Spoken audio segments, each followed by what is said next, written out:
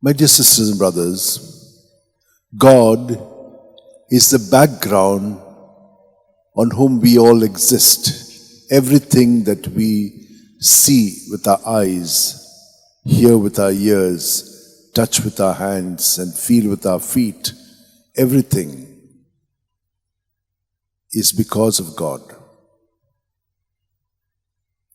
Many years ago, when I was studying philosophy, this reality hit me so hard that it brought about a deep conviction.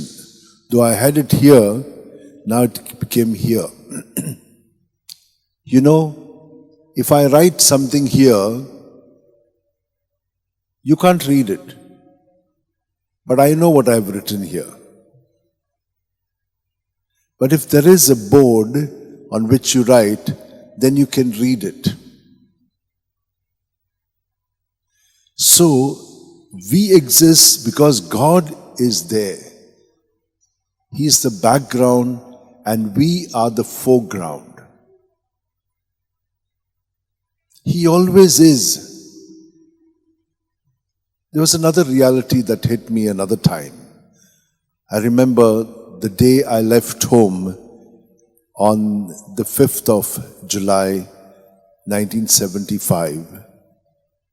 That early morning when I got up, I heard the birds singing. And it just sank into my whole being.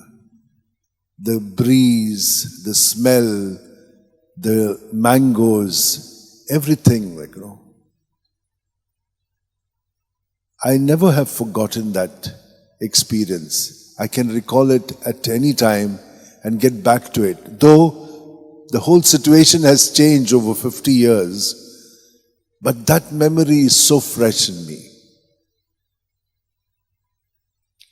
My dear sisters and brothers, when we become fully present, then we really live. And it is wonderful to live that way. What prevents us from doing this is our ego self, our thoughts and our feelings. They drag us out of our entrenchment in self. Then we are in our thoughts or in our feelings, but we are not present to ourselves. And most of us are not present to the other as well.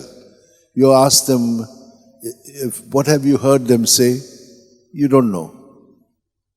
Because you have not been present. But if you have been present, you will understand everything that they have said and what they have not said also.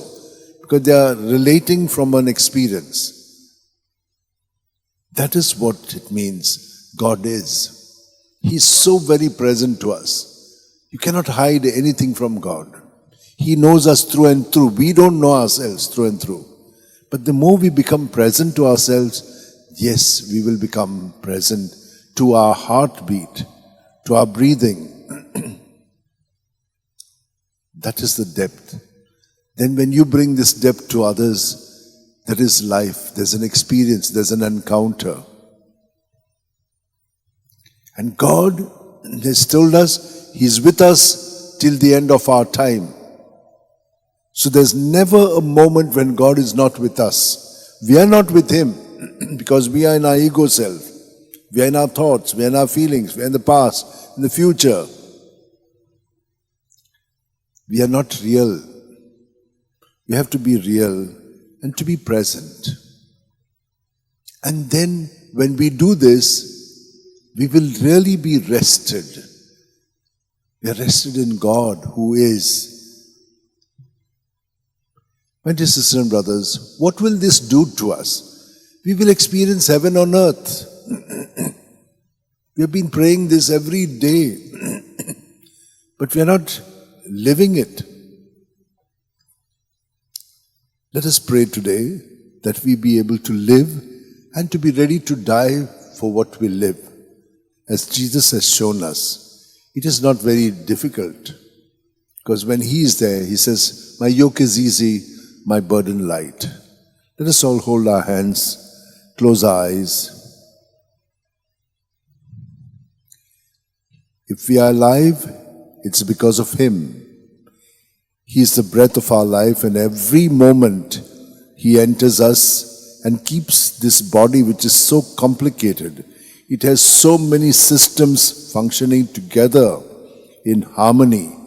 We destroy that harmony by doing all kinds of nonsense in our thinking and feeling and acting and judging and what not we do.